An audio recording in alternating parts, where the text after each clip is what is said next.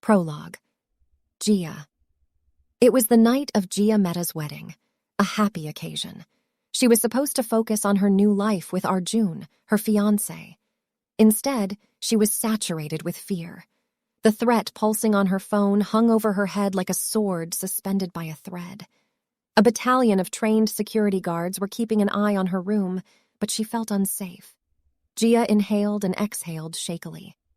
Gazing at the plastered ceiling from which a two-tier glass chandelier cascaded down, she wondered how to quell the fear pulsing in her heart. The drawn-over velvet curtains reminded her where she was.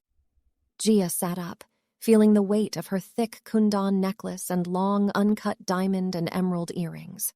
Reflected in the mirror was a 33-year-old on the cusp of the greatest event of her life: marriage. A red veil covered her hair, her face painted to look like a happy bride. Gold glittered on her ornate wedding dress, the sound of chahnets echoing in the distance. The walls of the 100-year-old French castle echoed with her breaths. Gia's heart was still thrumming loudly when she stood up. A startled breath echoed in the princess suite. Gia looked at the phone clutched in her hand, recalling a string of incidents from the last few months. Her phone vibrated with messages that she didn't answer. Instead, she swallowed and calmly took stock of the room. The makeup artist had left 2 hours ago to help her mother. She'd sent the hairstylist away, needing time to think. She visualized the threat that she'd received a month ago. Unknown. Your time is up. She was going to get married in less than 3 hours, but all she could feel was dread. She recalled her groom Arjun's face, wondering how he'd react if she told him what was happening to her. They'd met through a matchmaker a year ago, gone on a few dates, and decided to get married. Everything was just the way it was supposed to be. Their horoscopes matched, their family backgrounds were compatible, and they were both set to inherit a lot of money. Yet did he really know who she was? Gia grabbed the bottle of water sitting on the dresser. The official wedding logo was printed on it, an ornate J and A embossed in gold on the custom label. It looked simple but elegant, just the way she liked it. Her friend Aaliyah had just been in to see her, but she felt shaky, unsafe. Perhaps it was because of that message. Your time is up. A shudder passed through her body. Unscrewing the lid, she took a sip of water. A faint scent of almonds wafted through the air, making her wonder if one of the makeup artists had been eating them. The phone the blackmailer had sent was tucked away in her bedroom drawer. It had been delivered to her apartment 6 months ago. Her phone stared back, filled with contact lists. She hadn't told anyone except her best friend Aaliyah that she was being blackmailed, and Aaliyah didn't know the details. Gia moved to the window, looking at the glittering scenery from a distance. She felt like a ghost looking down at her wedding. It was distant and transient, like something she'd never touch. Happiness was an illusion, an untouchable fantasy. Nobody knew that behind her glamorous exterior was a frightened girl. Amidst it all, she saw her friends, Aaliyah, Rebecca, and Veer. Next to them sat a face she hadn't seen in a long time, Sonia Patel. She stared at Sonia's distant form, remembering her love for puzzles. Sonia lived in America and rarely visited because she was busy with her startup. Sonia loved reading mystery novels. What a strange hobby. Yet, she would be the perfect ally. Gia glanced at her phone and picked through her contact list to find Sonia's number.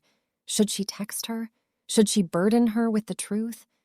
Drinking more water, she wondered if jumping into marriage with such a huge secret was a risk. She wasn't sure she trusted Arjun yet. Her fingers moved over the virtual keypad, putting her mental state into words. Gia, 120488. Would Sonia understand? Phone in one hand, Gia drank more and more water, feeling lightheaded. The grand wedding set up outside her window made her hesitate. Sonia was morose, seated a few tables from her mother. Mrs. Patel was animatedly chatting with her husband. Aaliyah, her fiancé Veer, and their friend Rebecca clustered around the American returnee. Her friends laughing down below and taking selfies made her feel even more alone. She had been numb for years, unable to feel any pleasure or pain. Would her marriage change that? Was love really redeeming? Gia's eyes burned circles into the window as the minutes ticked by. She backed off when a weakness seized her body. Thanks to her makeup session, she hadn't eaten in hours. It must be the hunger getting to her. She reached for the low-calorie snacks her mother had left her, but before she could open a packet, her gut twisted like a knife had been plunged through it. Only there was no knife. Gia breathed, believing it to be the effect of hunger, but the pain worsened, degenerating to nausea within minutes. She choked and gasped, her windpipe closing. Her entire body felt sick like clothes being wrung through a washing machine. Her head was dizzy, throbbing painfully. She looked around, wondering what had suddenly happened. Seconds ago, she had been fine. Gia distanced the water bottle, looking down at the colorless liquid that smelled of almonds. No, it couldn't be. Her blackmailer's final words condensed before her watering eyes. "Your time is up." She threw the bottle away. It landed in the dustbin just as her knees gave out. Consciousness was slipping away from her grasp, and she desperately wanted to hold on to it. Not now, not when everybody was waiting out there. This was the biggest day of her life. Today was the day she was supposed to escape this living hell. She reached for the door, but her body refused to cooperate, pulling her down. In her final moment, she grabbed her phone, determined to do whatever she could to survive.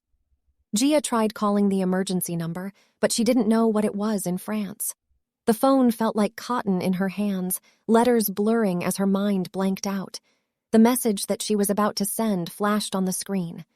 Through blurry eyes, she pressed the green's ends arrow. She didn't know whether the message went or not because she lost control of her body right then. A knock registered in the distant shores of her mind, relief flooding whatever was left of her consciousness. Shuffling, jingling noises. A card key inserted into the lock. It opened seconds later. A shadow materialized, dread mixed with blurriness, knowing the end was near. The shadow took a step toward Gia. She never got to see who it was.